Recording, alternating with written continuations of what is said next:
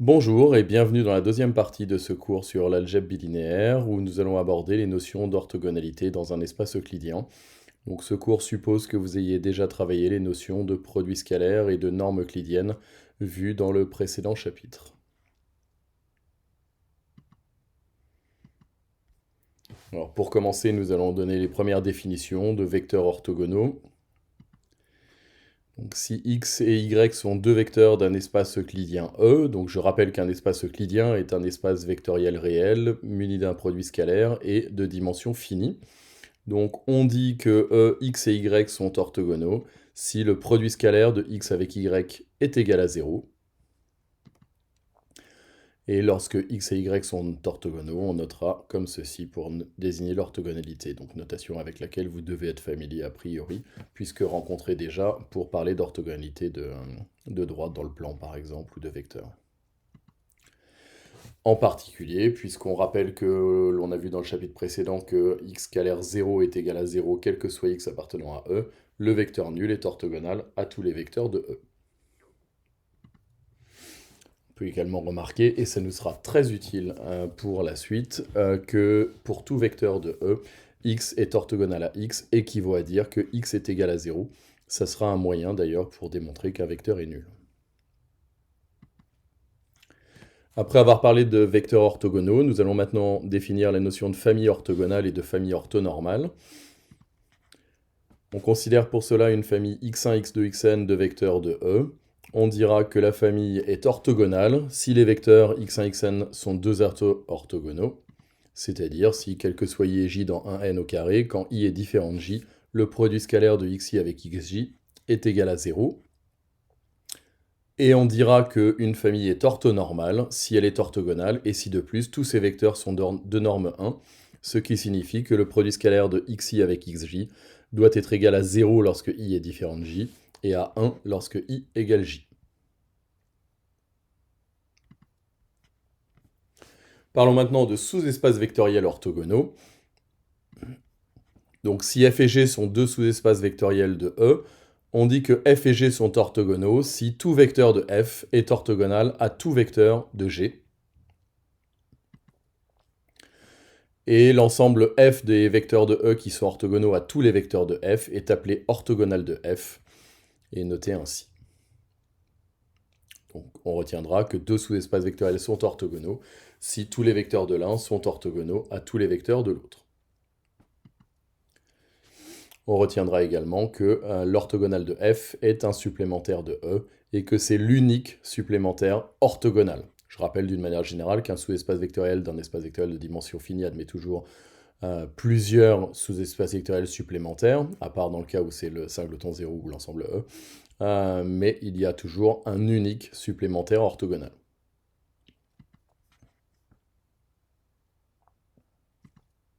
Maintenant que nous avons vu les principales définitions concernant l'orthogonalité, à savoir l'orthogonalité de deux vecteurs et l'orthogonalité de deux sous-espaces vectoriels, abordons la partie consacrée aux théorèmes et aux propriétés fondamentales utiles dans la plupart des problèmes d'algèbre bilinéaire.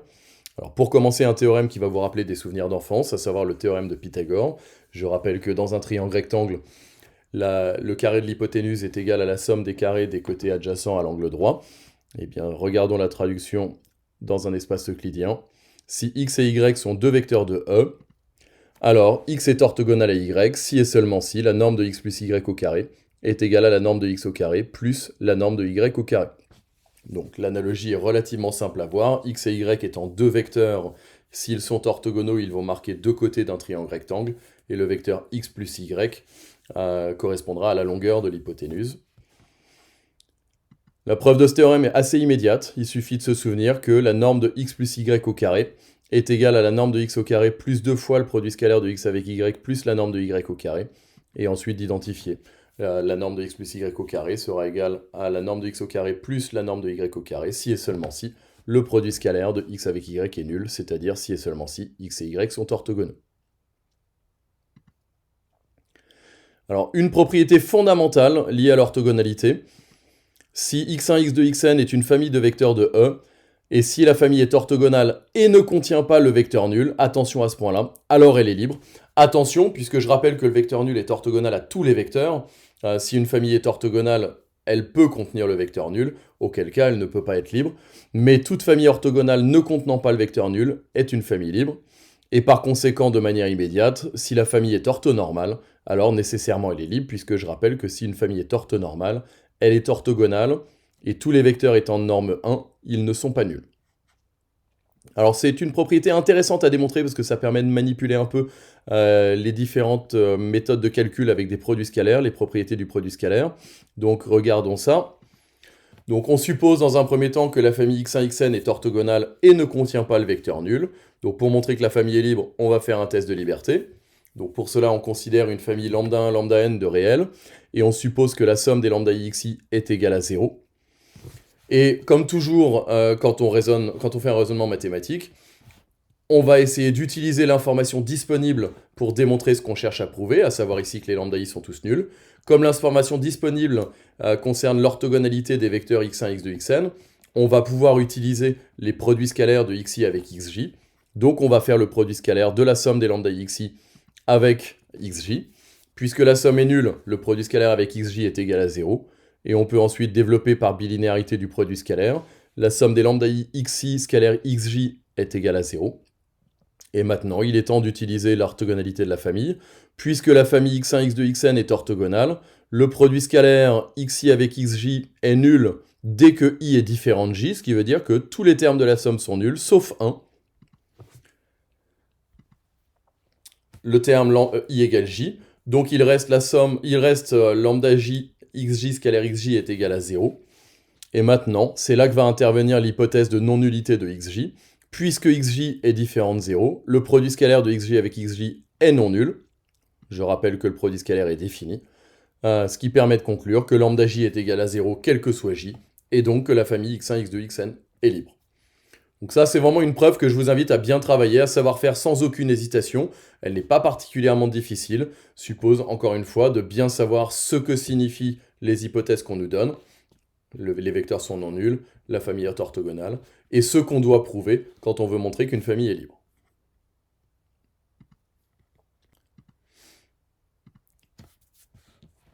Alors maintenant, parlons de lien entre orthogonalité et famille génératrice, alors plus précisément dans ce cas-là d'orthogonalité de sous-espaces vectoriels.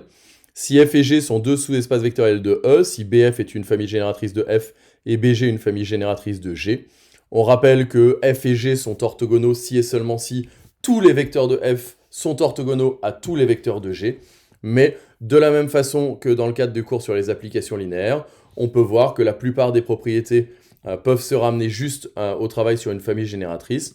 Plus précisément ici, f et g sont orthogonaux si et seulement si tout vecteur de bf est orthogonal à tout vecteur de bg, c'est-à-dire si et seulement si tout vecteur d'une famille génératrice de f est orthogonal à tout vecteur d'une famille génératrice de g, ce qui sera parfois plus simple à rédiger que de travailler avec des vecteurs quelconques.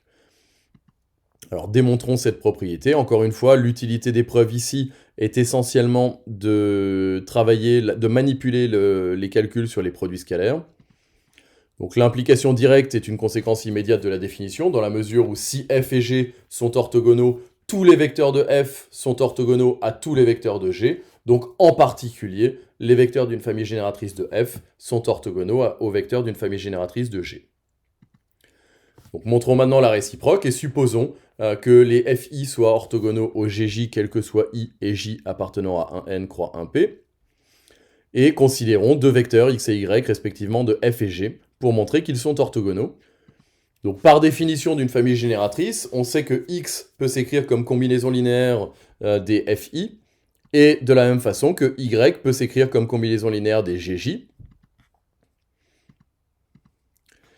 Ce qui nous permet maintenant, puisqu'on veut montrer que le produit scalaire de x avec y est nul, d'utiliser la bilinéarité du produit scalaire pour remarquer que le produit scalaire de x avec y est égal à la double somme sur i et j des lambda i mu j fi scalaire gj. Et maintenant, on peut utiliser l'orthogonalité de fi et de gj. Tous les termes de la somme sont nuls, donc x scalaire y est égal à 0, ce qui prouve que tout vecteur de f est orthogonal à tout vecteur de g, et donc que f est orthogonal à g.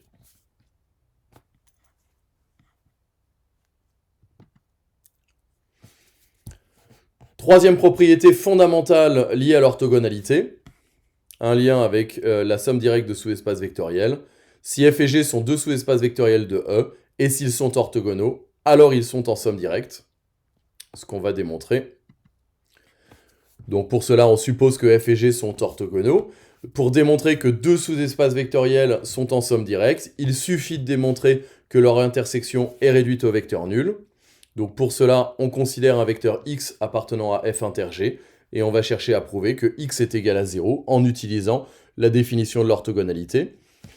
Puisque f et g sont orthogonaux, on sait que tout vecteur de f est orthogonal à tout vecteur de g, autrement dit, quel que soit y et z dans f croix g, y scalaire z est égal à 0, et tout simplement, puisque x appartient à la fois à f et à g, on peut appliquer ça avec y égale x et z égale x, qui donne x scalaire x égale 0, et comme le produit scalaire est défini, on en déduit que x est égal à 0. Par conséquent, f inter g est réduit au vecteur nul. On a montré une implication, mais il est évident que le vecteur nul appartient à f inter g, puisque f inter g est un sous-espace vectoriel de E. Et donc, f et g sont en somme directe.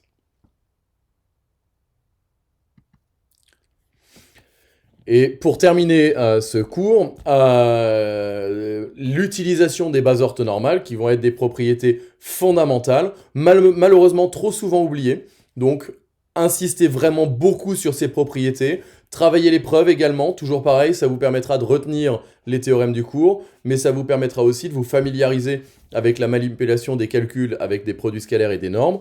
Donc tout d'abord, les coordonnées d'un vecteur en base orthonormale. Un des intérêts majeurs de travailler en base orthonormale, c'est la simplicité des écritures.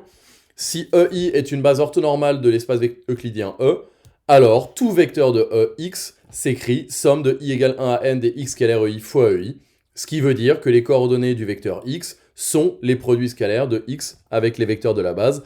Attention, ce résultat n'est valable que dans une base orthonormale.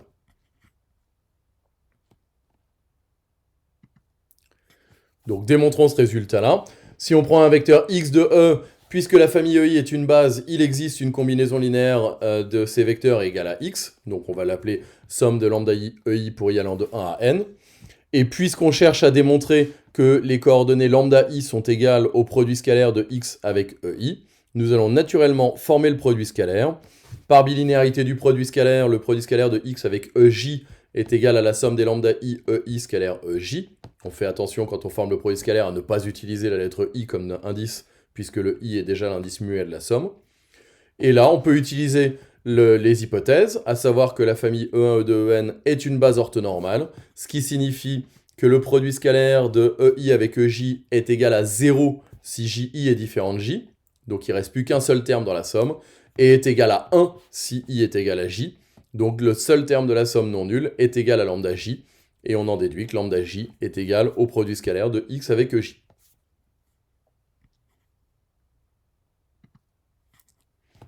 Ce qui est exactement le résultat qu'on souhaitait prouver.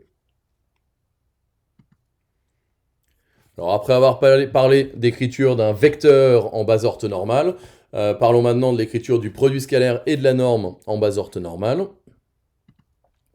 Donc toujours pareil, si E1, E2, En est une base orthonormale de l'espace euclidien E, alors quel que soit x et y dans E, le produit scalaire de x avec y est égal à la somme pour i allant de 1 à n des x scalaire EI fois y scalaire EI.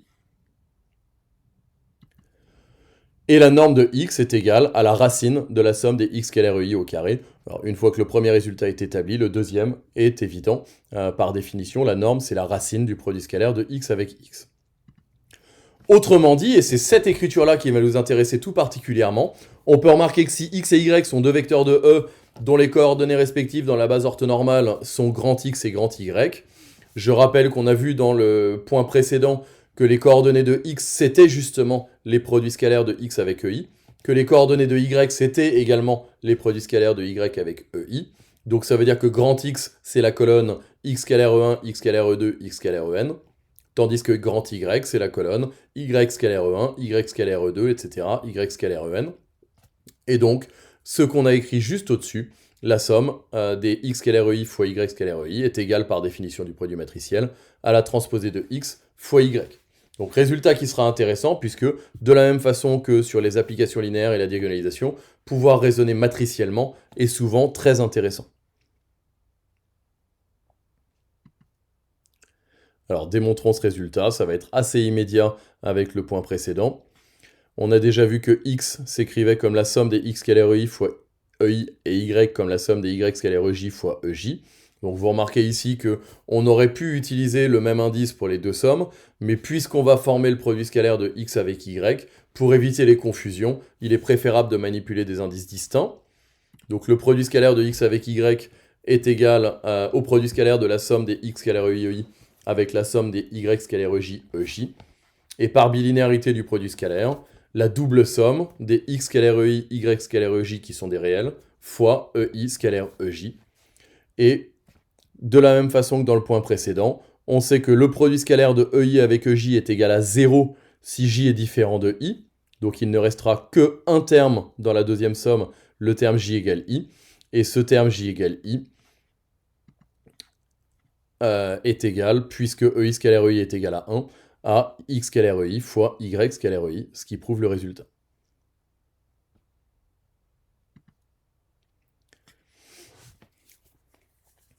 Une dernière définition fondamentale qui nous sera très très utile dans le chapitre suivant sur les endomorphismes symétriques et les matrices symétriques réelles. Nous allons parler de matrice orthogonale. Donc on appelle matrice orthogonale toute matrice P inversible dont l'inverse est égal à la transposée. Donc on comprend tout de suite à quel point ça va être pratique de manipuler des matrices orthogonales, dans la mesure où ça nous évitera beaucoup de calculs pour l'inverse. Et un théorème fondamental, si EI et epsilon I sont deux bases orthonormales de l'espace euclidien E, alors la matrice de passage de la base EI à la base epsilon I est une matrice orthogonale. Autrement dit, la matrice de passage d'une base orthonormale à une autre base orthonormale de E est toujours une matrice orthogonale, c'est-à-dire dont l'inverse est égal à la transposée. Et nous allons terminer en démontrant cette propriété. Donc pour cela, on considère la matrice P de passage de la base orthonormale EI à la base orthonormale epsilon I.